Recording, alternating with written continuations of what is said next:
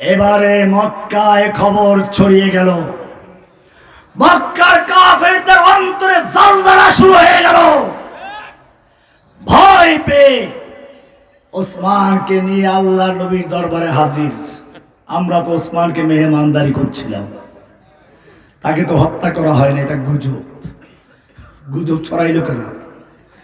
মনে রাখবে, ইন্ডিয়া আমাদেরকে মাঝে মধ্যে হুমকি দেয়, ঠিক কিনা? এদেশের তাওহীদি জনগণকে বিশ্বাস মনে রাখতে হবে। আমি বলেছিলাম ইন্ডিয়াকে আমরা খেপাতে চাই না, কিন্তু ইন্ডিয়া যদি আমাদেরকে খেপাতে চায়, মনে রাখতে হবে সেভেন সিস্টারকে আমরা ইন্ডিয়াতে বিচ্ছিন্ন করে দেব ইনশাআল্লাহ।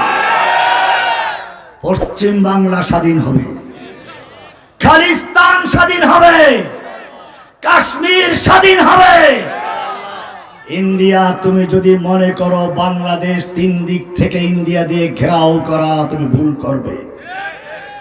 আমরা পরিষ্কার বলে দেই, আমরা যদি তিন দিক থেকে তোমার ইন্ডিয়া দ্বারা ঘেরাও হয়ে থাকি, তুমি চতুর্দিক থেকে তোমার শত্রু দিয়ে ঘেরাও করা আছো। তোমার চতুর্দিকে কারা? পাকিস্তান, আফগানিস্তান, চায়না, বাংলাদেশ, এবং তোমার ভিতরে আছে কাশ্মীর এবং লক্ষ লক্ষ মুসলমান। একসাথে গর্জে উঠলে এই গরুর মুখ খাওয়া হিন্দু জাতি কোথায় পালাবে? জায়গাও খুঁজে পাবে। মনে রাখতে হবে, বায়াতে রেজওয়ান হয়ে গেছে। মক্কার কাফের ভয় পেয়ে গেছে। এবারে বায়াতের রেজওয়ানের খবর শুধু মক্কার কাফেরদের কলিজা পর্যন্ত পৌঁছে নাই। ভালো করে শুনুন, সাত আসমান ভেদ করে, লৌহ কলম ছেদ করে আল্লাহর আরশ পর্যন্ত বায়াতের খবর পৌঁছে গেছে।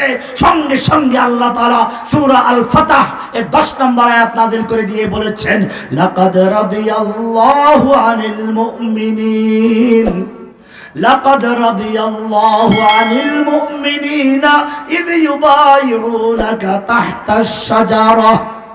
হে নবী, ওই গাছের নিচে বসে আপনার হাতে হাত রেখে যারা বায়াত করেছে, সেই লোকদের প্রতি, সেই মুমিনগুলোর প্রতি আল্লাহ তাআলা রাজি হয়ে গেছেন, খুশি হয়ে গেছেন।